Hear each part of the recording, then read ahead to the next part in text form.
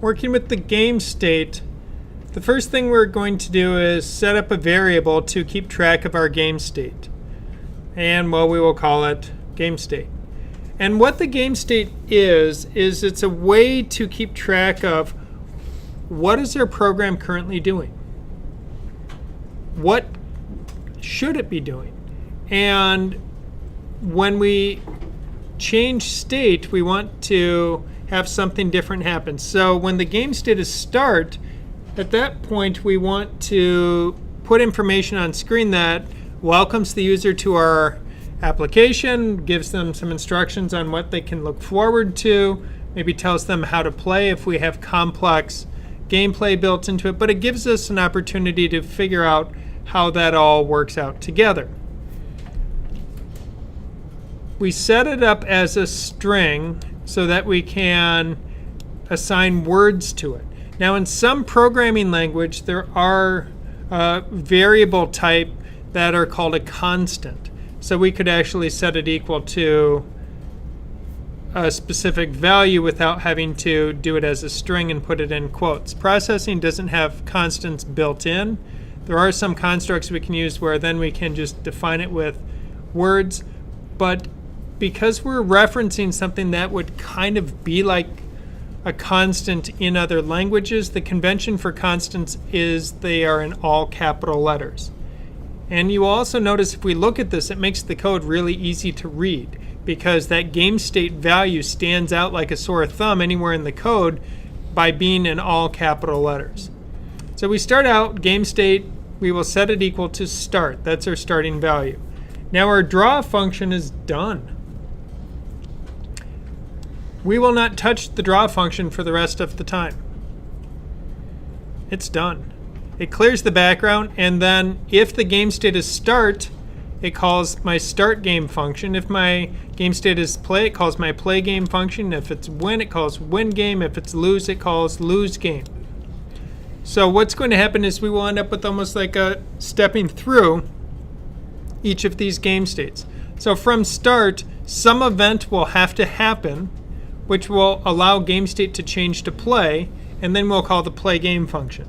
Then something will happen inside the play game function that will change game state to win or lose, and then that will allow my draw function to call win game or lose game respectively.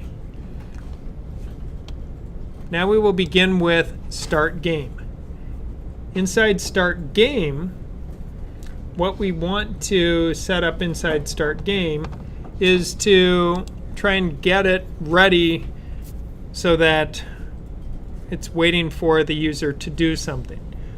But we should also put some information on our screen so that we now have information there for the player. This is another opportunity to play with some of the other text things available in processing. So I want to center my text. So I will choose text align center. So the value, you will notice there are constants that are associated with text align, left, center, right. And because they are constants, they do get to be in all caps. So we can see when something is in all caps, it does stand out compared to when something is not in all capital letters. If I want to change the size of my text, I enter in a value that is a pixel-based value. So if I want it to be a lot bigger, I can certainly make it a lot bigger. I can set the color for my text, so we use fill colors. So I can set a fill color. So I align my text, I size it, set my color, and then I use the text command, and I can put what I want to display. Click anywhere to play. End quote. And now the next thing I need to do is specify where I want my text to show up. So if I want to put it in the middle of my screen, that's the width of my sketch divided by 2, and the height divided by 2. And that will now put text on screen. To verify that we're on track, And something that we should do consistently and regularly is we should hit the play button.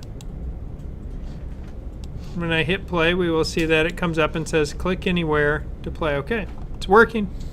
Text is in the middle of the screen. It's 18 pixels tall. It's filled with red. Now, if I want to put further instructions, maybe in a slightly different size, I could say text size 14, and then text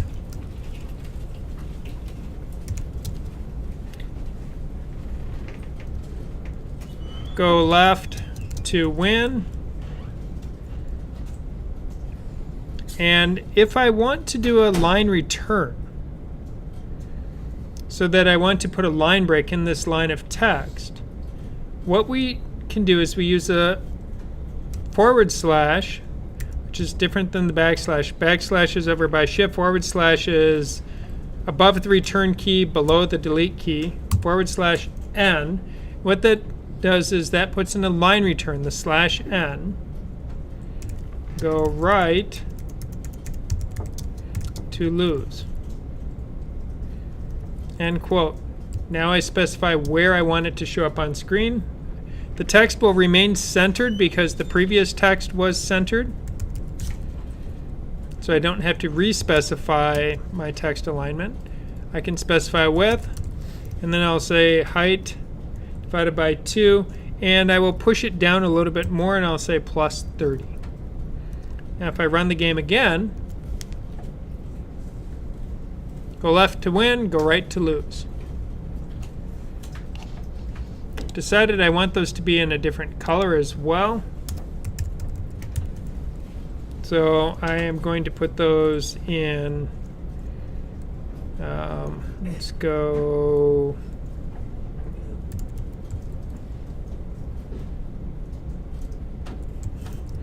we'll go for a darker red.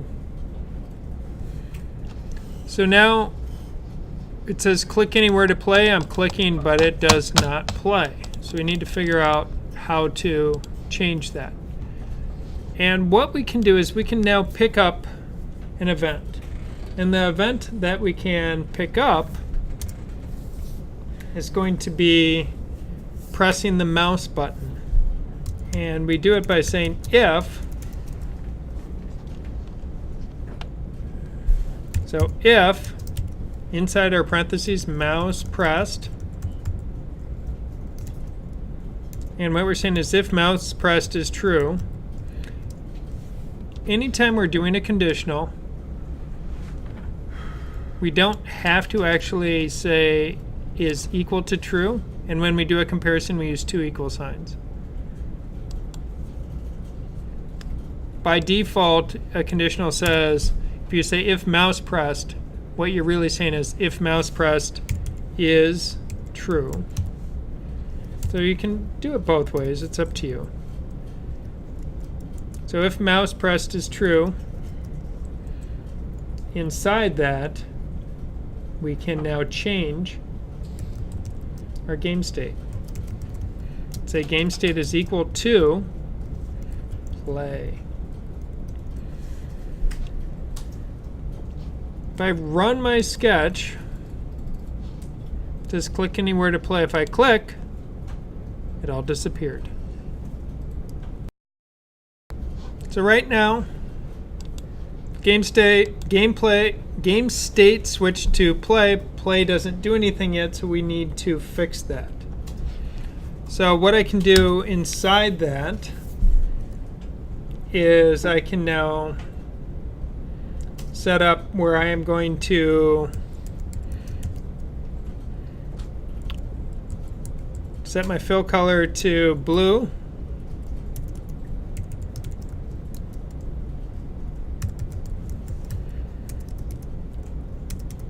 And I can't type at the moment. And then I'm going to draw an ellipse at mouse X and mouse Y.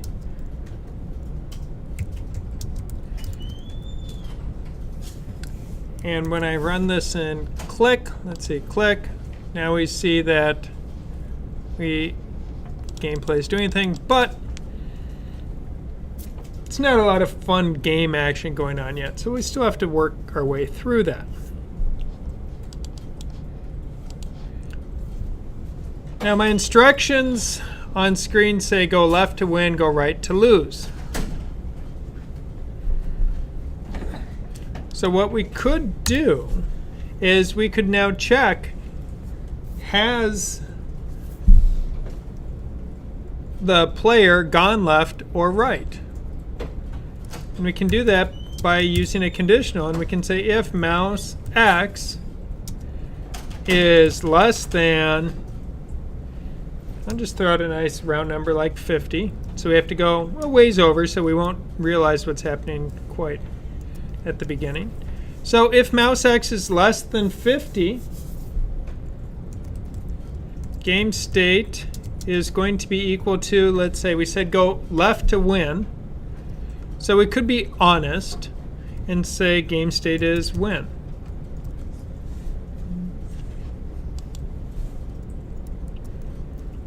Can continue this same logic and say if mouse X is greater than my width minus 50,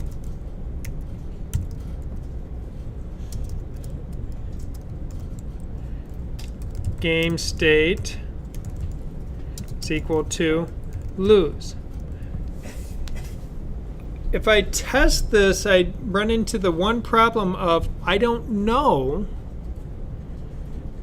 There's no difference between win game and lose game, so we don't have any information there yet to verify did we win or did we lose. But we'll test anyway, again to make sure there's no errors. Click to play. Now I move my mouse over and I'm assuming a game state change. I just don't know what yet. Inside win game we can put something there and say fill winning. We should be filled with a happy color like yellow.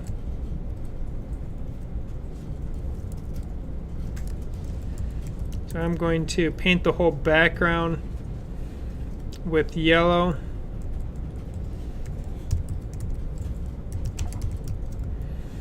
And if we lose, it should be filled with a sad color like black.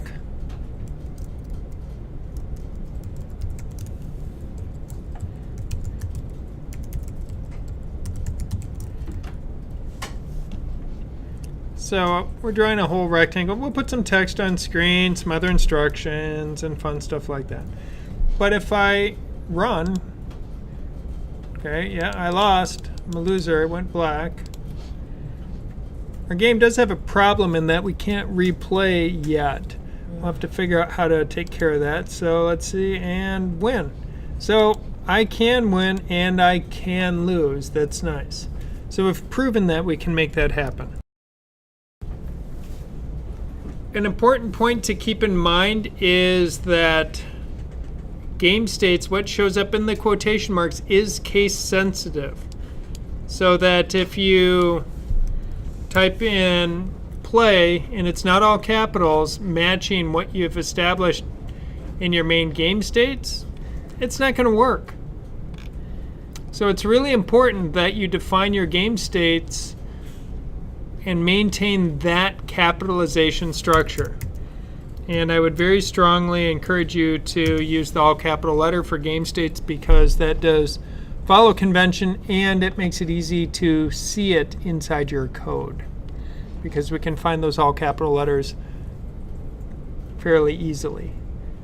So now that my game states are working, it might be nice to at least just put a little bit of text on screen congratulating me or chastising me, respectively.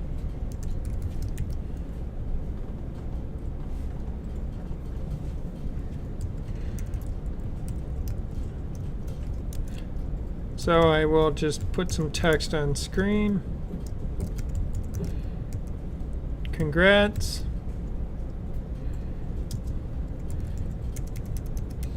And then /n, play again.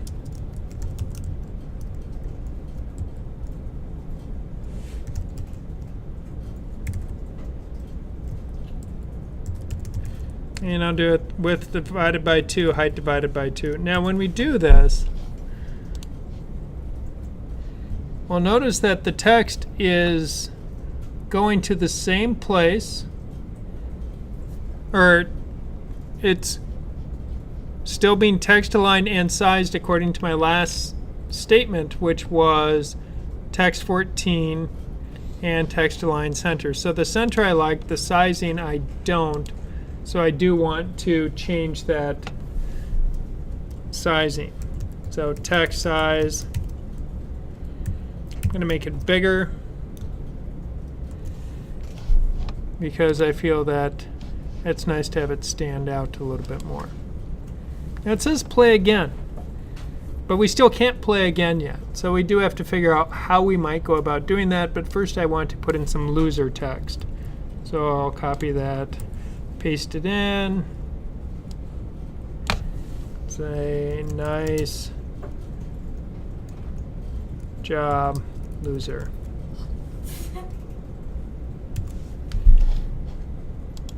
Now if we, but I forgot to bring over my fill color, so I have black text on a black background, so I do need to have a fill color as well. We don't always have to be positive and uplifting in our commentary to the players. Sometimes we can make our programs have a little bit of attitude.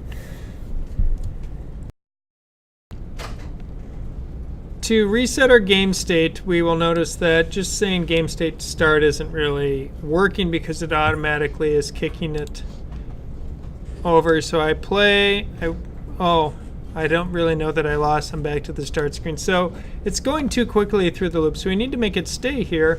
And it makes sense to use the same logic that we used on our starting screen. So inside start game, we said, hey, if the mouse pressed is true, let's go grab that, or let's change that game state. So if I go now into my game over here, well, I can try it. So run my sketch, click, go over here. Hey, look at that. Oh. That was acting crazy. But, okay. So if I make the user not click in the area that wins or loses the game, that might, oh, but I can't get out of win yet. That might be another thing that we have to do. So what we've proven here is that we've made it work. So I can click, and I could do this all day. But if I leave my mouse in the winning or losing area and click, it still is registering that lose. So what we're discovering through playing the game is that every time we fix one thing, it often reveals an additional element that needs fixing or adjusting to make it play properly. Looking at lose game, it says, hey, if the mouse pressed is true. Okay, well, I pressed the mouse, but maybe I also want to confine the area in which I'm willing to consider a mouse press. So we can figure out, depending on the kind or shape of, it would make sense to almost put a button on screen to make the user have to press a button area or a hotspot. And to do that, we have to decide, is it a rectangular button or is it going to be a round button? And each of those will have a different way of figuring out, are we interacting with that space? I need to draw the rectangular button. So the background on lose is black, so I'm going to fill this button with light gray. And now when I go to put this rectangle in, I want to put its X. My stage is 800 wide. I'm going to make the button 100 wide. Then we will put it at 350. And I lost my code. There it is. 350 and Y. Put it down at 400 for now. We'll probably move that up, but that gives me some room. Width of 100, height of 60. Now if I run and lose, we can say, okay, put a box in. Maybe put it up a little higher. All right, so now that gives me a box. But I want to know if my mouse is inside that box. So when I run this, I want to know that the mouse is inside this rectangle. So we need to figure that out. We have the option to continue adding to this if statement because we want it to be the situation that the mouse is inside the button and pressed.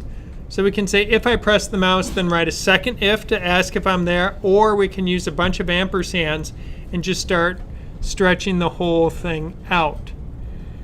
Right now I'm going to, just so I don't have as much on one line, break it down a little bit more and use the second if. No, actually we won't. We won't use the second if. We don't need to. But I will use 2 ampersands and I'll hit return. So if the mouse pressed is true and mouse X is greater than 350 and mouse X is less than 450 and mouse Y is greater than 380 and mouse Y is less than that would be 440. So if all of that is true, so those 5 things, pressing the mouse, mouse X less than or greater than, less than, greater than, less than. So if all of those, then we can change our game state back to play. That also forces it. The user has to click at that point to make it happen. Now I just have a big light gray rectangle on screen. It's not really clear that it's a button. It might make sense when this is happening to also put some words on top of this rectangle that is the button so that it looks a little bit more button-like. So we could put some text on top of it and something along the lines of, we'll do a fill. I'll fill it with green so it really stands out. And then text.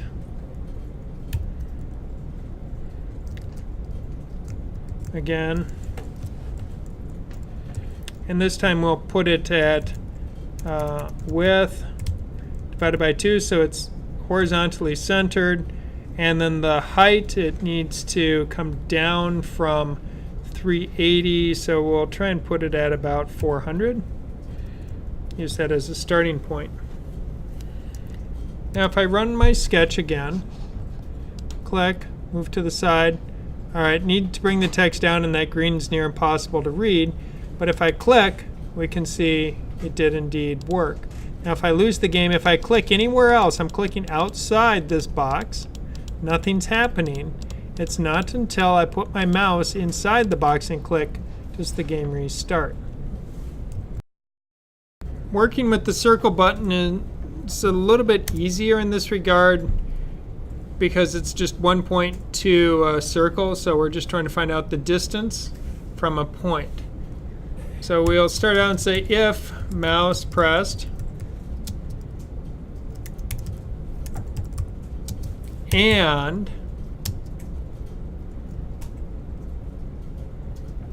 now what we can do is we can compare. I'm going to put this next chunk inside parentheses just so it's a little bit easier to see how it goes together.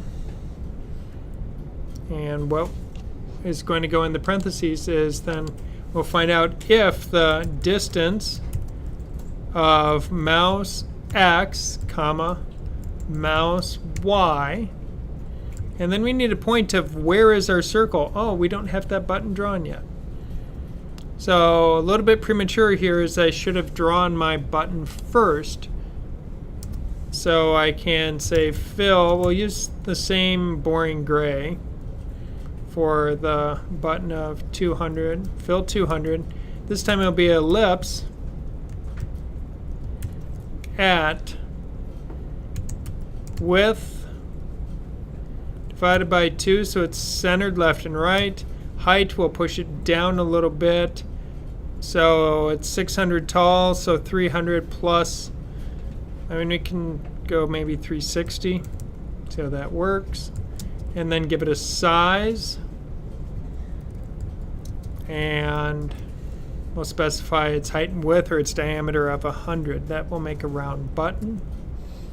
Might have to go bigger to fit text on it.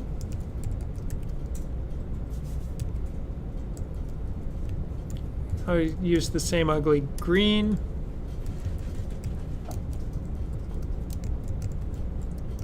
Ask the question again.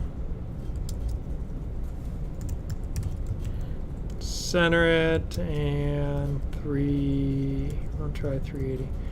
Probably we'll have to adjust that as well.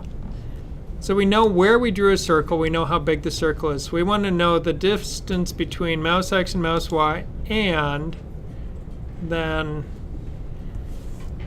the center of our circle, width divided by 2, 360.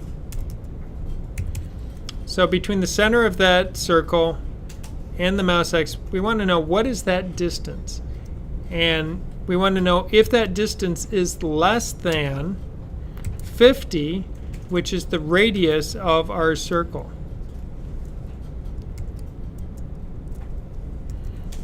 So if we press the mouse and the distance between where the mouse is and the center of the circle is less than 50, that means our mouse is inside the circle.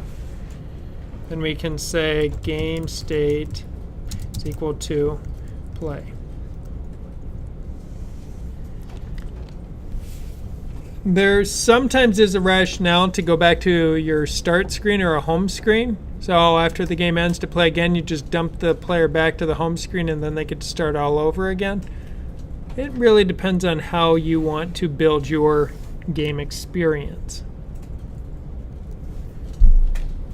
Oh, missing a parenthesis. Oh yeah, right here. Need one more closing parenthesis. Because I have the parenthesis for the distance, then I have the comparison, and then I have the parenthesis which goes for the whole conditional, which is why there's so many closing parentheses. When you get error messages like this, read what it says in the red. So it's missing a right parenthesis. So I just had to go figure out where is it. Notice if I click on one, it shows me what it believes to be its companion. If I click on a curly brace, it shows me the companion curly brace. If I click on this parenthesis, it goes to there. If I click on this one, it highlights that one. So learning to click on the parenthesis to see where its mate is a really useful technique to make sure that your parentheses and curly braces and square brackets are lining up properly. So if I win, I can see the again button's not bad.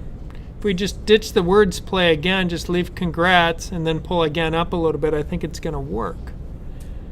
And then if I click out here, nothing. And when I get inside the circle, boom, game starts over. So it looks like we're on track. Another point to keep in mind when you are trying to solve coding problems or to figure out how to do something is build simple examples. Taking what we have here, getting this working is much easier when you don't have all the extra code of trying to immediately integrate something like this into, say, the Catcher project. With the Catcher project, where you already have hundreds of lines of programming, if you're trying to meld that with fairly dramatic new structures, you're going to have problems. But by trying to set things up where we first figure out how to make it work and understand what's happening in these different sections, that's going to open up what we're doing so that we realize that start, win, and lose will stay about the same. You'll just change the words or colors or pictures around. And play game is going to be replaced by your current game code. So whatever is in the draw function is now going to go inside play game. And that's going to set up your whole project to be much cleaner and more organized.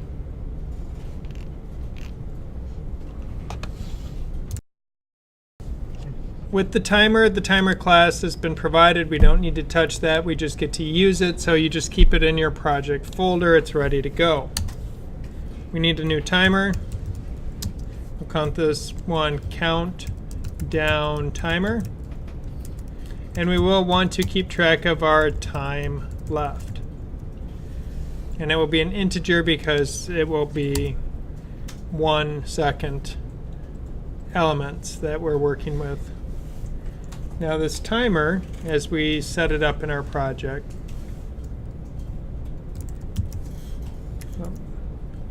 countdown timer is going to be equal to a new timer, and we will pass to it a value of 1,000. That's 1,000 milliseconds or 1 second.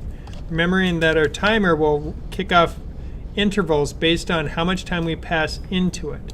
That interval, if we tell it 1 second, that means the timer will fire off each second. I'll start out with time left. We'll set that equal to 5. We'll give the player 5 seconds to figure out which way to go. We can decide to make this harder by lowering that value as time goes on. Now we don't want to do anything with the timer inside our draw because we want to do it as part of our different functions, whether start game, play, win, lose. So if we look in start game, we'll see if I press the mouse, we change our game state to play. It would make sense at that point to tell our countdown timer to start. So we tell it to start. Now, it has that method, and I know it has that because we created it, and we know that it has a method of start and it has a method of complete, and we'll be using that in a moment. So we can tell our timer to start. So when we press the mouse to play the game, we tell the timer to start. Then when we're playing the game, what we will want to do is we will want to now check and find out, hey, has the timer run out of time? If not, let's knock it down 1 click. So while we are doing that, we will want to set it up inside our game state. And we can really do it kind of at the beginning or end of play game. Doesn't really matter. I'm going to put it at the end on mine. So I can say if my countdown timer dot complete is equal to true. And now we used our timer before to control the release of the drops inside our drop game. So if my countdown timer has clicked off 1 second,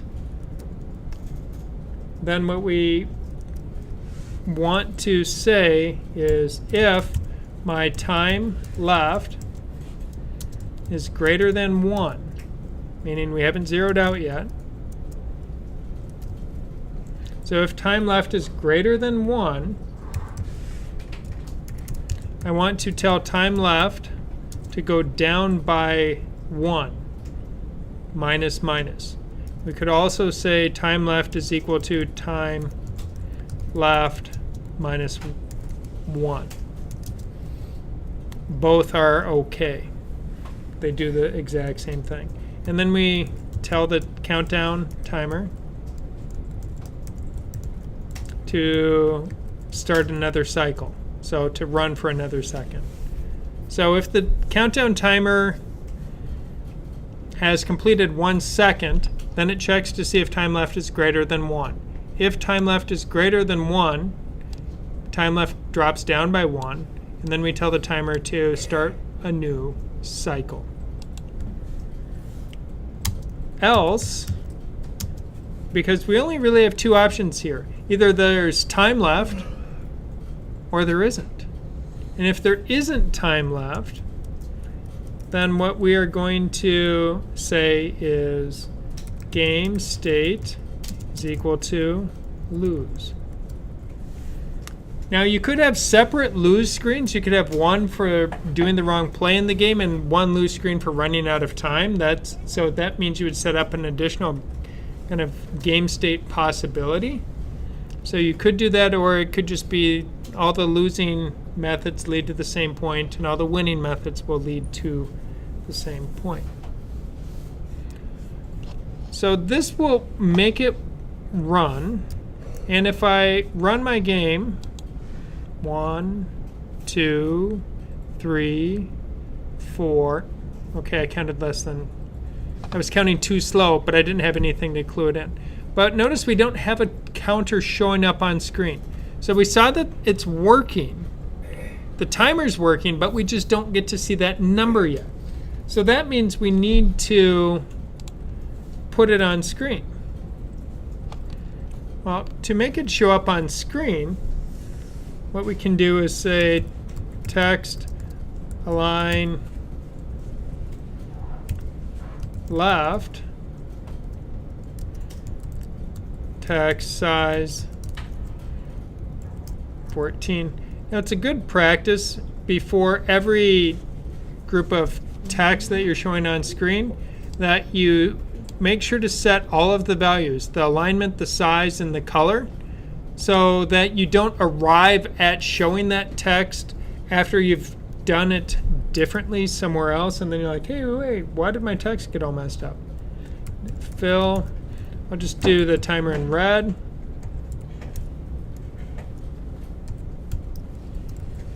So align left, size 14, fill red, and then I finish with my text command, and I will say time left. Put a space, then a quotation mark, then plus, and then I will use the variable time left. So that will now show it on screen. Now, one thing that's going to happen here is my text alignment is going to get messed up in the game, and we'll see that in a moment, so I have to do some more text align commands.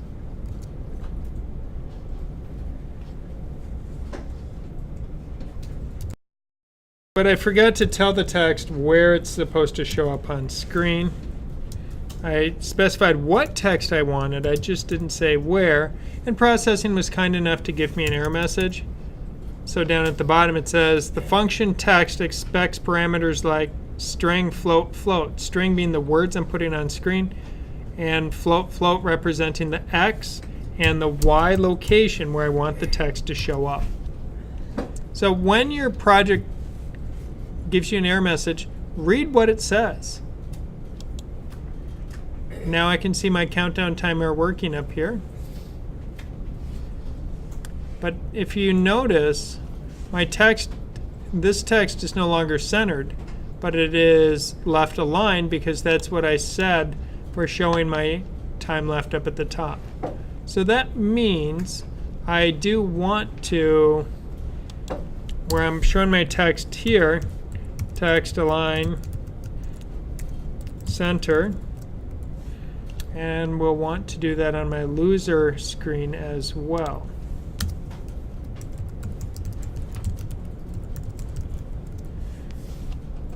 So it's always a good practice to put that in. So now if I,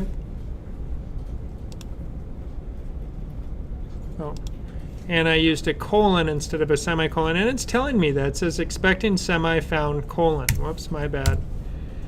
I must have still been holding shift down after typing in the word center. Play. 5, 4. Oh, look, I won. Now watch the timer the moment I hit play again, and we'll see that, oh, 2, 1, uh-oh. I'll play again. Oh, I'm losing. So we can see, if we read the time left, it says 1, 0. So time left is now broken. You were provided with a function that had nothing in it called reset game. Well, one of the things that's happening when we reset the game, we'll notice that both win game and lose game are calling, the same line. And they'll both be affected if the time runs out. So if we look carefully at line 64 in my code, it says text time left plus the time left variable 50/50. So that's that text showing up at the top corner of the screen. So we're going to look at that text real carefully right now at the time left at the top corner. So we see it goes 5, 4, 3, 2. Okay, I won. So it's somewhere between 3 and 2. Now if I click to play again, if we look at that text, oh, now the time ran out. Oh, shoot, the time ran out. I can't even get out of here because what is time left equal to? It's equal to 1, but we want time left to be equal to 5 because that's what our game started at. So knowing that, we want game state to be set to play, and we can say time left is equal to 5. Then if I look down here, I realize I will have to say time left is equal to 5. And what I have now done is I have committed an error or a bad form in programming. I've now repeated 2 lines of code that are doing the exact same thing. And that's repeating myself.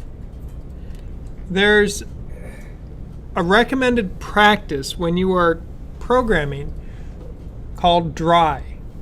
Don't repeat yourself. So anytime that you realize a block of code is repeating, you should take that code and put it into its own function and then call that function. Now your catcher game, especially if you put a countdown timer in it and you'll have the drop timer and you have all the drops and everything else, that's more than just 2 lines of code that need resetting. So it makes sense to use this reset function to reset all the properties of your game so that you can play a new round. So instead of having these 2 lines of code repeating twice, I'm going to copy them and I'm going to replace them with reset game. Now if I go into reset game, I can put those lines of code there. And now inside my other function, reset game. So when I win or when I lose, if I press the button that we've drawn, whether it's the box or the circle on screen, we are now calling the reset game function, which resets our time and changes our game state. Now, one final thing about it is it will actually work better if the very final thing we do is change the game state. So we update everything else and then change the game state. Just because there have been instances where if we change the game state then try and do a bunch of other stuff, if that other stuff starts taking too long, processing decides to just go ahead with that game state change and forgetting that there was still more code. So now I can play. Can play again.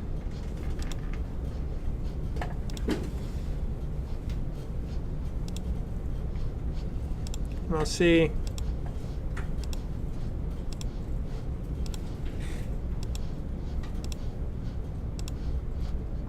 it does seem to be working. Now if I let it run out of time, if I click, it has not caused the issues.